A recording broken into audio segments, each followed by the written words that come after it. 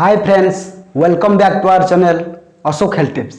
बंधुगण, आज मु आपण मानकु एक इम्पोर्टाट हेल्थ इश्यूज विषय में जनइबी जहाँकि आपण मानक पई बहुत गुरुत्वपूर्ण अटे। तेणु वीडियो को स्किप करेंगे नहीं, फुल देखिए एवं जदि आपण मानक वीडियो भल लगे निश्चय कमेंट करेंगे। दर्शक बंधु, आज मु आपण मानक जनइबी जदि आपण मानक कुकुर कामुड़ी दिए किंबा रांपुड़ी दिए, जदि आपण शरीर रक्त बाहर तेबे आपण माने कौन करेंगे।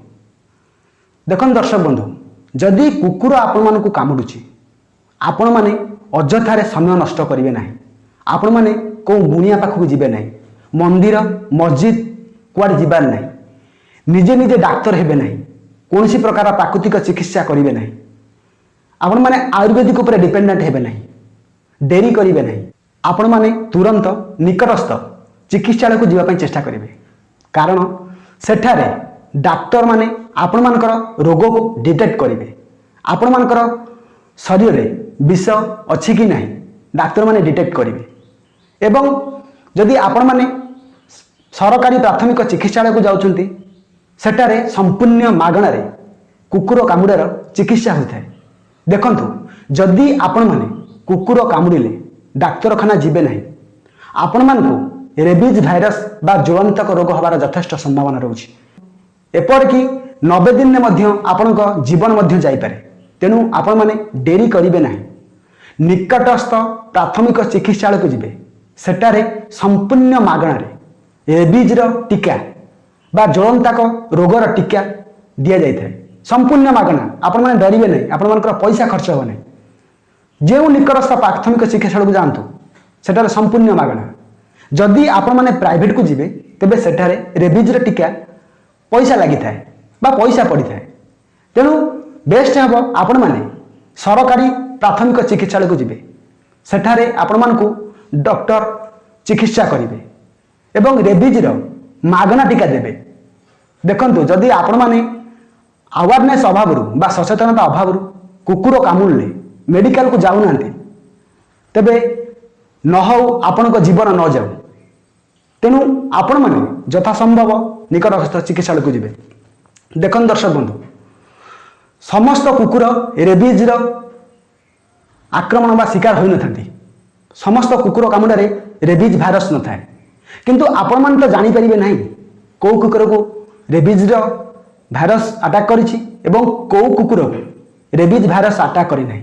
देखो दर्शक बंधु, आपण माने देखुथिबे आपण आख पाखरे थिबा कुकुर, जे कुकुर लाल गड़ाए, पागला परी हुए, एने तेने घूरी बुले, खाद्य देले से खाए नहीं, पानी मध्य पिए नहीं, आपण माने सस्पेक्ट करि परिबे सेही कुकुर को निश्चय रेबीज भाइरस अटैक करिछि।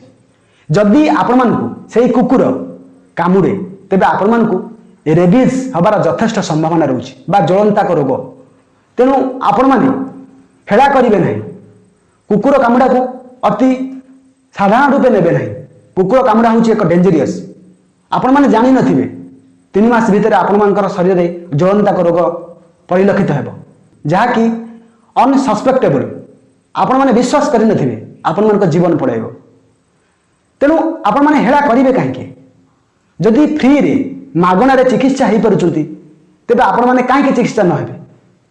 आपणक सहर में आपणक ग्राम पाखरे निश्चय प्राथमिक चिकित्सालय थिबो।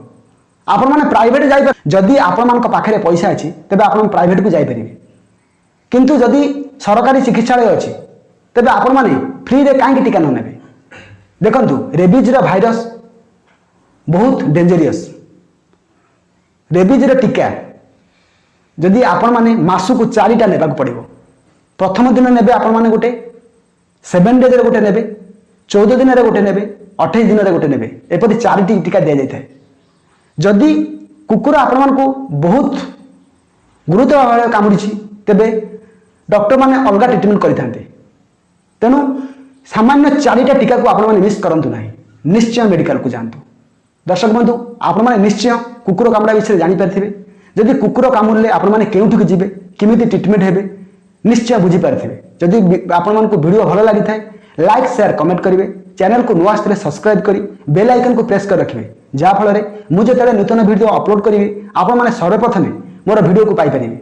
एवं आमर Instagram ID Ashok health tips और Facebook page Ashok health tips को फॉलो करंतु एवं मते इंस्टाग्राम और फेसबुक रे हेल्थ रिलेटेड मेसेज कले मु आपन मेसेज आंसर निश्चय रखिबी। तेबे आज वीडियो को विराम देवा। जय जगन्नाथ।